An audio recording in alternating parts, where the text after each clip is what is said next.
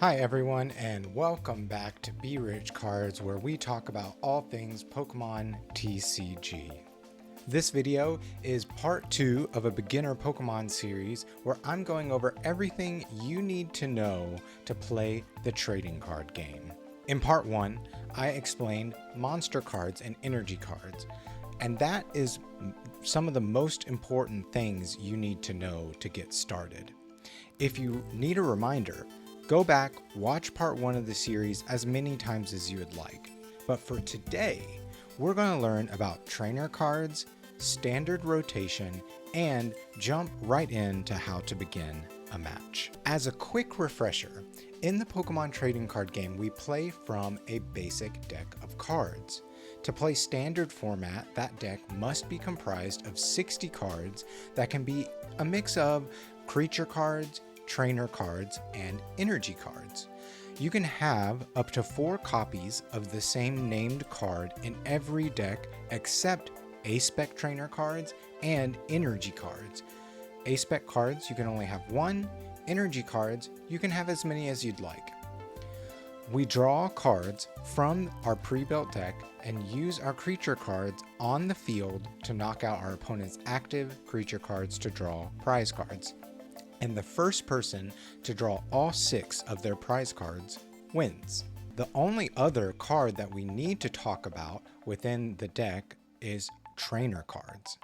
There are 4 types of trainer cards: item cards, tool cards, stadium cards, and supporters. Item cards generally have a one-time effect, like searching your deck for a certain type of card to put in your hand, or maybe swapping your active Pokemon with a benched Pokemon. You can play as many item cards as you have in your hand during your turn.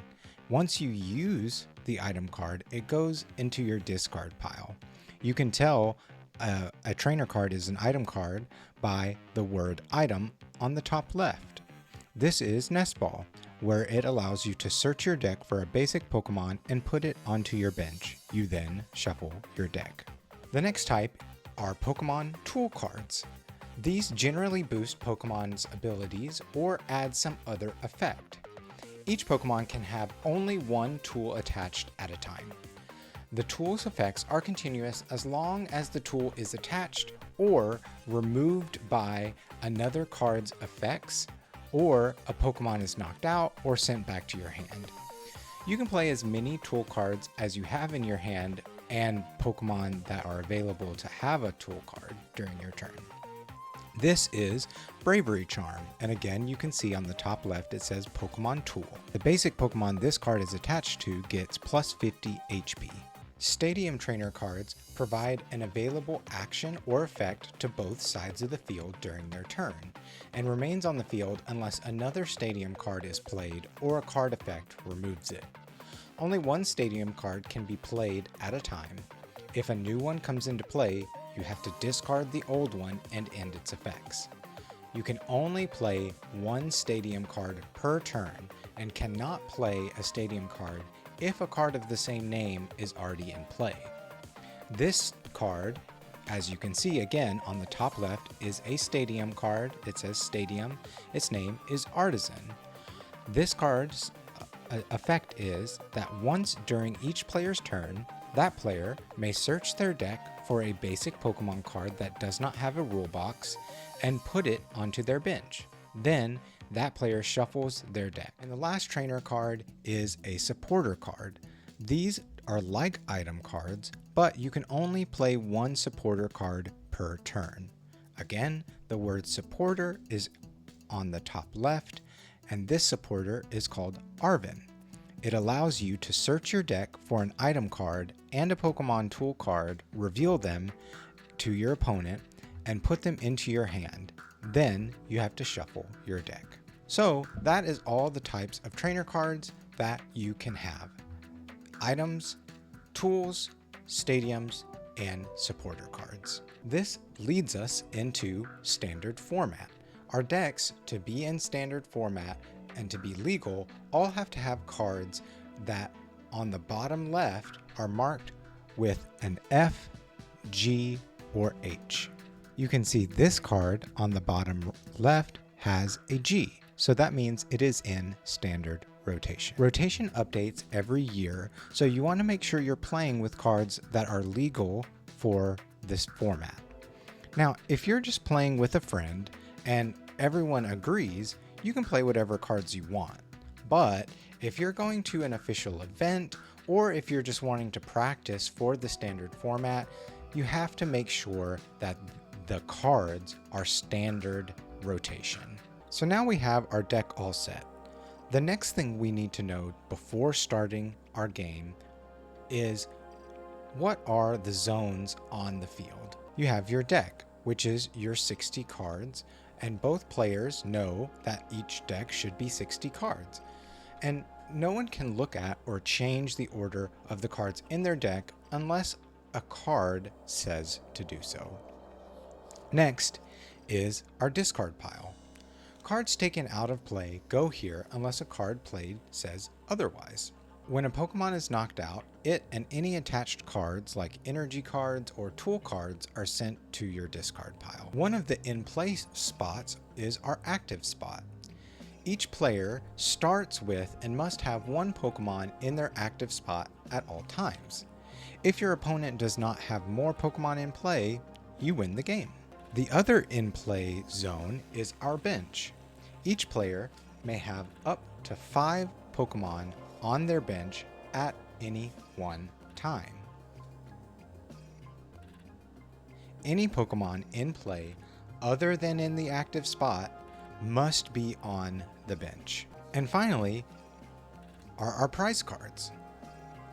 Prize cards are 6 cards that each player sets aside face down from the top of their deck while setting up play. When you knock out an opposing Pokemon, you take one of your prize cards and put it into your hand. Again, if you're the first player to take your last prize card, you win. So now that we have our deck set and we know the zones of the field, we can start a match. We're all friends here and we're all looking to have a good time. So you want to greet your opponent in a friendly manner. I'm setting my deck in the deck spot, and the first thing that you'll do is you will flip a coin or roll a dice to decide which player goes first. The player who wins the roll or flip can decide if they want to go first or second. For instance, I'm going to use this dice, and generally, if either player can initiate the flip or roll and ask, would you like even numbers or odd numbers? And I'll say, I want even. Great, we rolled a 6, and that means I've won the roll, and I get to decide whether I want to go first or second. After that's decided, each player makes sure that their deck is nice and shuffled. After shuffling, it's common practice to allow your opponent to cut, shuffle, or tap, meaning they will leave your deck alone before playing. So, our opponent is deciding to cut my deck, and then he puts it back. Then they put it back. Both players then draw 7 cards. 1, 2, 3, 4, 5, 6, 7. From those 7 cards, that is your hand. Each player must then put one basic Pokemon card in their active slot. Luckily, I have one basic Pokemon here, Drifloon, so I will put that face down in the active spot. Each player may also put any other basic Pokemon from their hand onto their bench. In this hand, I did not get any other basic Pokemon, so I cannot put any on the bench. Again, you can only have up to 5 Pokemon on your bench at a time. What happens if I were to draw my first initial 7 cards and I didn't have a basic Pokemon that I could put in the active spot? This is called a mulligan. When you mulligan, you show your opponent your hand to show them that you don't have a basic Pokemon, and then you shuffle these cards back into the deck and redraw 7 cards to see if you get a basic Pokemon card. You can mulligan as many times as possible to get a basic Pokemon card. However, the number of times you mulligan is the number of times your opponent is allowed to draw an extra card.